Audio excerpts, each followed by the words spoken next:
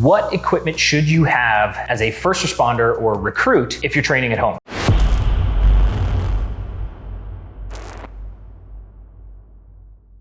If you're like everybody else in this world, you might have found that gyms can get closed in the blink of an eye. However you feel about it, access to gyms isn't always ideal. I've worked with lots of clients over the years who work in very austere environments, whether they're overseas or they're at a training camp or something, and there's just no access to fitness equipment. And so we're gonna go through some items that either A, you can make yourself, or B, you can carry with you, even in a carry-on package. My first recommendation almost always is for the first responders I work with.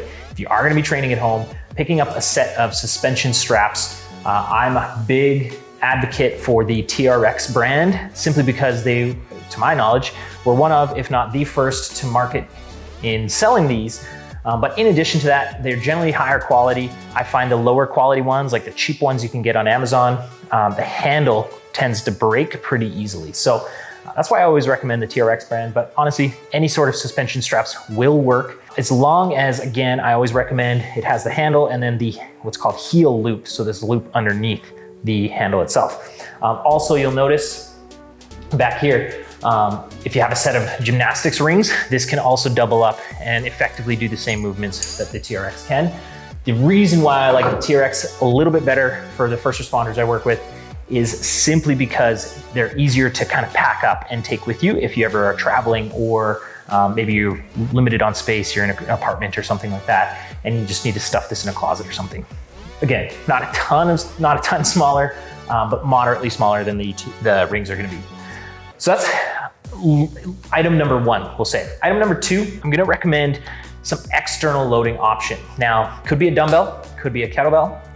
If you're limited on space or if you're training at home and don't wanna invest a ton of money in some weights, getting a set of those adjustable dumbbells can be a great option to externally load the body so that you can do various different movements. So one of the asterisks or prerequisites I tell people is when you're picking up some adjustable dumbbells, make sure that the weight plates themselves are metal. If you make sure that they're metal, it just tends to last a little bit longer. Steel tends to not break as easily. There are various different brands out there, but the metal adjustable dumbbells, Power Block makes a great set, Core FX makes a great set. Bowflex is so-so. I wouldn't put it above those other two, but again, depends on your dollar and what you want to invest. But if you're limited on space, would definitely recommend a set of adjustable dumbbells. But if space isn't an issue, getting a full set of the Hex dumbbells that you see there can also be a great option. So moving from that, the other kind of two pieces of items I'm gonna recommend, there's actually three. First, set of mini bands.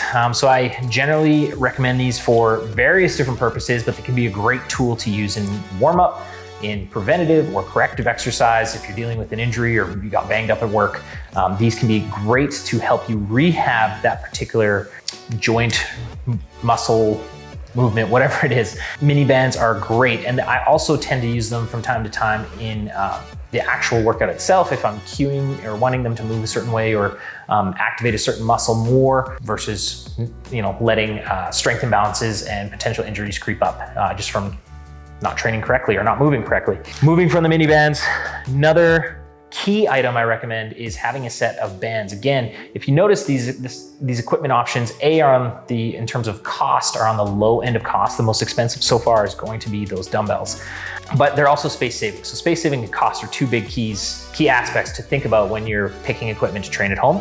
And if you have these options, there's an endless amount of movements, and it gives us the ability to kind of be very creative with the movements me as a coach would provide you as an athlete or you as a first responder in your program. But next up on the list is a set of big loop monster bands. Okay, so something like this, again, various different purpose of it. They're great for strength development, for balance, control, just adding a different form of resistance that would be slightly different than your weights or your dumbbells. Again, whether it's a prehabilitation exercise that I'm providing, or whether it's focusing on strength or strength speed or what have you, these bands, again, can open up a lot of different training options, especially in conjunction with these other tools that I'm recommending. Last up is probably the most important that I recommend for first responders, and that's picking up a sandbag. Sandbag I have here is, it's from Rogue, but any sandbag in any capacity. Basically, you want the weight to be heavy and awkward. There are some sandbags out there. I do have one here, EFG, Elite Force Gear. And the reason why I like this one is, so you can pick this up on Amazon. I don't even get any affiliate link or anything for recommending it. The reason why I like them is it has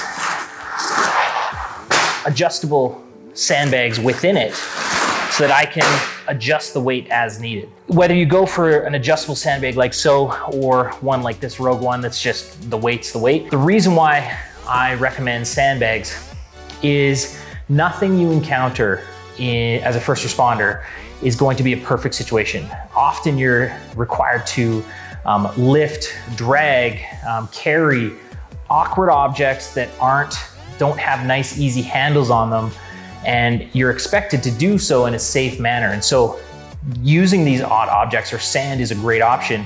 If you're limited on finances or whatever, even just picking up like a $4 bag of sand at your local hardware store can be a great option of just something that's heavy and awkward to, again, load the body externally. Whether I'm, for example, if I take this sandbag, carrying it on my shoulder, carrying it in my front rack like so,